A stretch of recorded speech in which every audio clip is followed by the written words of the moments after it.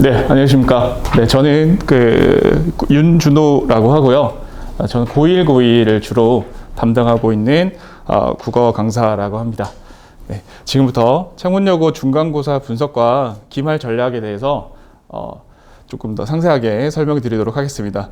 자, 가장 먼저 중간고사 분석을 좀 해보겠습니다. 창문여고 같은 경우는요, 내신 암기형 문제와 수능형 문제로 두 가지로 이제 그 문제 유형을 구분할 수가 있는데요. 자, 작년에는 내신 암기형 문제가 굉장히 평이하게 나왔다면은 올해는 내신 암기형 문제의 난이도가 조금 더 높아졌습니다. 그 이유가 뭐냐면은 첫 번째는 내신 범위가 문학이 작년에는 4작품이 내신 범위에 해당됐었는데 올해는 11작품으로 좀 내신 범위가 늘어났고요. 그리고 문제에서 요구하는 표현법이 굉장히 세세하고 지엽적입니다. 그리고 그 거시적 관점에서 내용 이해를 요구하는 게 아니라 굉장히 세세한 지엽적으로 내용 이해를 굉장히 높은 수준으로 요구하는 문제가 출제되었다라고 보시면 됩니다. 그래서 만점자가 좀 많았음에도 불구하고 이제 학년 평점은 69점으로 평이한 수준으로 이렇게 배치되어 있다고 보시면 되는데요. 특히 원래 내가 국어 실력이 좀 좋았다라는 친구들이 이런 내신 암기형 문제가 굉장히 지엽적으로 출제되었기 때문에 원래 국어 실력이 좋은 친구들은 거시적 관점에서, 즉 평가원의 관점에서 문제를 푸는데 익숙해 있어가지고 이런 데서 실수가 굉장히 많이 나왔다. 그런 친구들이 쉽지 않은 중간고사였다라고 생각하시면 됩니다. 반면에 작년에 비해서 수능형 문제 같은 경우에는 절대적으로 수능형 문제의 개수가 감소했어요. 그리고 그 출연형 문제 개수 자체도 문제 내용 자체도 난이도가 굉장히 낮았습니다. 그래서 학년 평점은 69점, 그러니까 작년에 비해서 5점 정도밖에 오르지 않았음에도 불구하고 만점자가 굉장히 많이 나왔던, 그래서 전반적으로는 그 평점이 평이하게 나왔지만 최상위권에서는 변별력이 떨어진 그런 시험이라고 생각을 하시면 됩니다. 네, 이게 이제 내신 암기형 문제 예시인데요. 네, 저희가 이제 시험 직전에 선생님들의 필기랑 그리고 중요한 포인트들을 좀 묶어서 필기 노트를 제공해 줬어요. 네, 이게 학생들이 받아본 필기 노트인데, 그래서 직위법을 통해서 원관념을 확인한 문제가 출제될 수 있다라고 해서 이런 것들을 중점적으로 보라라고 제가 강의를 했었는데, 실제로 요 직위법, 원관념과 보조관념에 관련한 문제가 실제로 나왔어요. 그래서 학생들은 큰 틀에서 거시적 관점에서 외우는 게 아니라 호적 가치가 의미하는 원관념과 보조관념, 이런 것들을 상세하게 이해할 수 있어야 지문에 대입해서 풀어낼 수 있었어야 되는 겁니다. 그리고 요 단락을 보시면은 조각난 빈선이 눈부신 빛을 하다가 흩어진 상태라고 했었는데, 자, 요 흩어진 상태를 가지고 아픈 기억이 사라졌다라는 것과 대응했을 때 전반적인 주제가 그리움을 심화시킨다라는 걸 이해하지 못한다면은 이 문제를 풀기가 어려웠던 그런 문제라고 생각하시면 됩니다. 그래서 이런 내신 암기형 문제가 작년에 비해서는 구절 하나하나의 의미, 상징 이런 것들을 잘 알고 있어야 풀 수 있는 그런 시험 유형이라고 생각하시면 되고요. 수능형 문제 같은 경우는요, 요거는 이제 독서 문제인데요. 관세랑 관련된 문제인데, 관세의 정의와 목적을 잘 이해하고 있고, 보기의 경우에는 수입 할당제가 비관세 정책이란 얘기. 그러니까 관세와 이 수입 할당제는 관세를 매기지 않는 정책이라는 것들을 여기서 내용을 뽑아낸 다음에 이 관세와 비관세 정책을 비교해서 이 조세 수입이 없다라는 추론으로 이어질 수 있어야 답을 풀 수 있는 문제 유형이에요. 근데 사실 이런 추론 유형은 굉장히 난이도가 낮습니다. 그래서 학생들이 이런 수능형 문제에 대한 변별이 떨어졌을 거라고 생각하시면 되겠습니다. 그래서 중간고사를 총평을 해보자면은 평점은 굉장히 평이에요. 요 69점에서 70점 사이로 나왔다는 거는 어느 정도 학생들이 이 성적의 분배가 낮은 등급에서 높은 등급까지 잘 변별이 돼 있다는 얘기거든요. 근데 다만 최상위권에서는 이 변별을 주는 문제의 난이도가 하락했기 때문에 만점자가 굉장히 많이 나와서 최상위권의 변별력이 하락해서 기말에는 평균적인 문제 난이도는 비슷하게 출제될 것으로 예상을 합니다. 네, 굉장히 이제 내신형 문제 같은 경우는 지엽적, 높은 수준의 내용 이해 이런 것들로 나올 거라고 예상을 하고요. 다만 이제 최상위권의 변별을 위해서 이런 수능형 문제에 대한 난이도 혹은 그 기말 때 문법이 들어가거든요. 문법에 대한 난이도가 굉장히 높아질 것이다. 이렇게 저희가 예상을 하고 있습니다. 그래서 그럼 저희는 어떤 식으로 이제 대비를 해야 되느냐? 내신 암기형 문제 같은 경우는요, 조금 더 세세한 공부가 필요합니다. 그래서 보편적으로 많이 나오는 상징이나 비유 같은 것들을 외우는 게 아니라 부분 부분에 미시적 이해가 필요하거든요. 네, 그래서 이런 미시적 이해를 하기 위해서는 저희가 5월 말부터 내신 대비를 들어가는데, 내신 대비 들어가기 전에 뭐 독백, 대화, 직유, 은유 이런 표현법들을 어떻게 활용할 수 있는지 활용 능력을 기르는 게 필수적이다 라고 생각을 하시면 됩니다.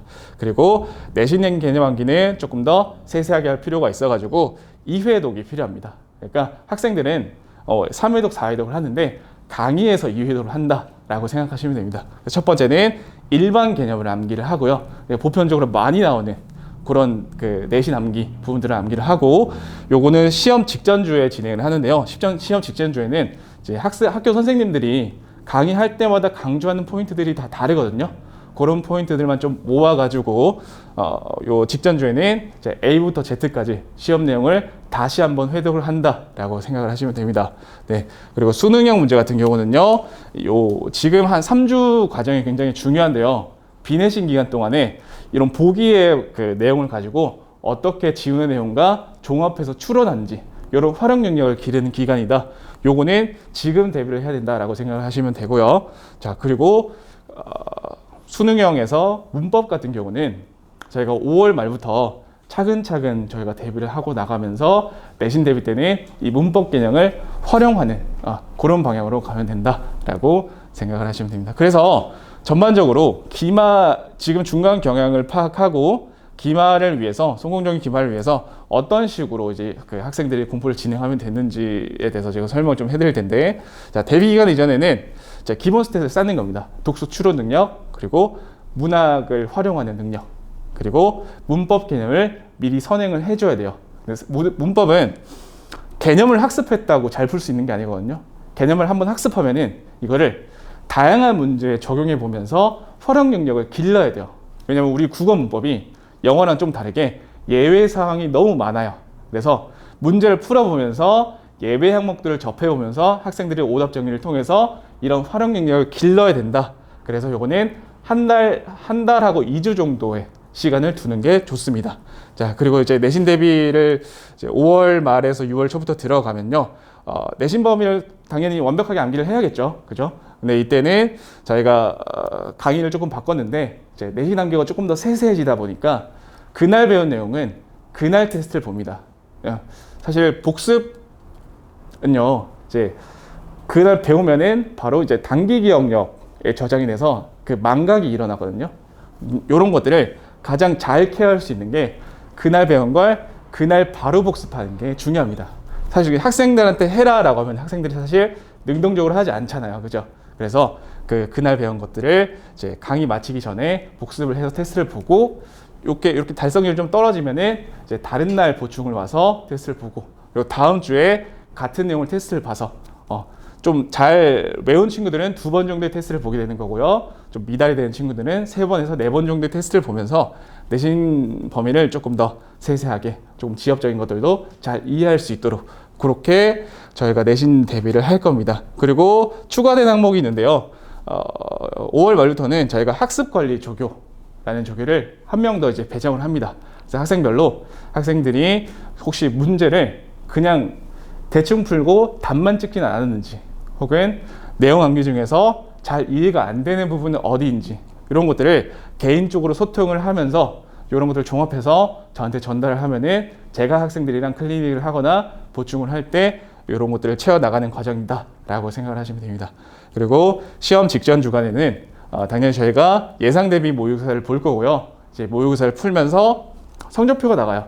성적표를 나가면서 학생이 어디가 부족한지, 혹시 내신 암기가 부족하진 않은지, 혹은 문법에서 활용 능력이 떨어지진 않는지, 이런 것들을 저희가 점검을 할 거고요. 그리고 원래 기말 직전 보충 때는요, 내신형 모의고사 파이널을 봤었는데요. 이제 내신형 그 문제의 난이도가 조금 올라가니까 이제 파이널 모의고사는 개인적으로 배부를 할 겁니다. 이때는 뭐 하냐면은 그 학생들이 내신 암기를 꼼꼼히 한 게 했는지 혹은 빠진 것들이 없는지 이런 것들을 그 최종 점검하는 직전 보충이라고 생각하시면 되고요. 자, 그리고 그 내신 암기 테스트를 보고 조금 모자란 친구들은 저희가 이제 같이 이제 클리닉을 잡아두면서 10시 혹은 이제 온라인으로 1시까지, 2시까지도 같이 이제 클리닉을 하면서 학생들이 보충을 하고 혹시 질문이 있는 것들은 저한테 계속 질문을 받을 수 있는 그런 기간이라고 생각을 하시면 되겠습니다. 네, 지금 여기까지가 이제 저희 중간고사 리뷰와 기말 전략에 관한 이제 발표였습니다. 네, 혹시 또 추가적으로 질문사항 있으신 분 있을까요? 네. 교재 없이 핸드아웃으로만 하시나요? 교재는 저희가 내신 대비는 저희가 무조건 다 자체 교재로 할 거고요. 네. 이제 문제도 저희가 다 만들고 뽑아서 다 자체 교재로 진행을 합니다. 네. 네. 수업이 일주일에 한 번이잖아요. 네. 그러면 과제나 숙제량이 많나요? 문제 풀이를 해야 되는 그런 양이 좀 많나요? 네, 대비 기간 이전에는 사실 숙제량이 그렇게 엄청 많진 않아요. 그리고 수행 기간도 겹쳐 있다 보니까 학생들이 조금 케어할 수 있는 정도의 과제량만 내주고요. 내신 대비 기간 때는 대비 기간 때는 문제 자체가 많진 않아요. 근데 암기하고 테스트 봐야 할 양이 좀 많다라고 생각하시면 되고요. 시험 한 2주 전부터는 다양한 변형 문제가 들어갑니다. 그때는 학생들이 이제 문제와 함께 내신 암기를 하는 과제량이 좀 많지만 이때는 학생들이 동기부여가 좀 돼 있는 상태예요. 그래서 이때는 좀 많아도 어느 정도 잘 해결을 하니까 점진적으로 과제량이 조금씩 많아진다라고 생각하시면 되겠습니다. 창문여고 지금 중간고사 보셨을 때 네. 내신하고 수능 출제 비율로 따지면 몇 대 몇 정도가 나오는지 알려주세요. 올해 같은 경우에는 내신형 문제가 한 85% 정도 나온 것 같습니다. 네. 수능형 문제. 작년에는 수능형 문제가 한 40% 정도 출제가 됐었는데요. 줄었어요. 근데 다만 이제 최상위권의 변별력이 없으니까 기말 때는 수능형 문제 출제 비율이 더 늘 것으로 예상을 합니다. 저희가. 네. 네. 혹시 더 질문 나중에라도 생각이 있으신 분은 제가 학원으로 전화 오면은 제가 이제 직접 이제 친절하게 상담을 드리도록 하겠습니다. 네, 여기까지가 저희 발표였습니다. 감사합니다.